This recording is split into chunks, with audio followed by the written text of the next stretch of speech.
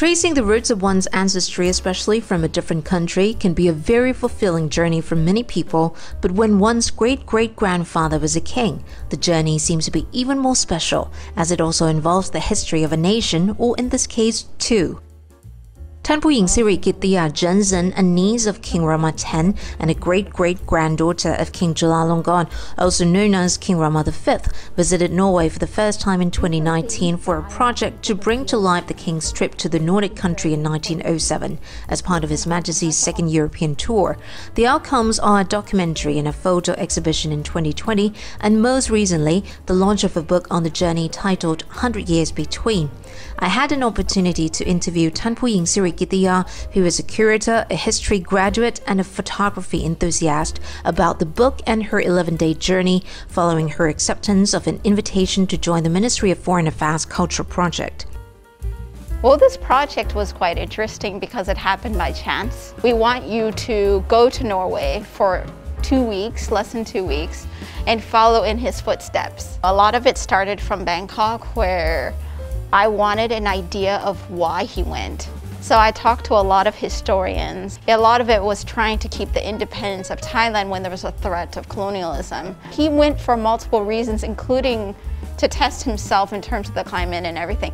So this is something I looked into, and when I went, I had that in mind, and looking into everything, trying to find these links in his letters, which was nature. We did follow every place that he did, but what I did differently wasn't changing the location, but the perspective, because I want people to see that in one location, multiple people can see different things. The 246-page book features not only the photos ท่านผู้หญิงสิริกิติยา took herself, but also historical pictures, a collection of private letters the king wrote to his daughter Princess Nipah Noppadol about his journey, and personal impressions of the European countries he visited, and the letters ท่านผู้หญิง wrote a century later. As much as the trip was personal to ท่านผู้หญิง, she also saw how it was personal to her royal ancestor. And I think for a job to come out well, for a curatorial project, you need to feel that it's personal because it's something that you're creating. And it's also personal because I'm getting to know my great-great-grandfather. We never met because of the time that separates us. All the letters were me writing to my great-great-grandfather as though we were writing each other. In the letter, I talk about a hotel that he stood in front of but didn't take a photo of. There's a photo of him standing in front of, like taking a photo from it. I took photos of it, and I said to him, very interested in the idea that history doesn't change, but that it's the exterior that evolves. It's something that he talked throughout on how grand it is, how almost frightening it is, how unpredictable it is. The trip has also helped ท่านผู้หญิง get to know Norway. Even the nature feels something that is bigger than us. It humbles you. A lot of people were very sincere, very honest, and they were very frank. When you talk to a Norwegian, I felt like within 10 minutes you feel close. At the launch, Thailand's Foreign Minister Don Pramatwinai brought to attention a portrait of the king's entourage in Norway, featured on Thailand's 100-baht note. I also had a chance to talk to the ambassador of Norway to Thailand, who took part in the launch, about what the project means to Thai-Norwegian relations and what the current key areas of cooperation are. I think it's very important to keep this fascinating story and this history alive.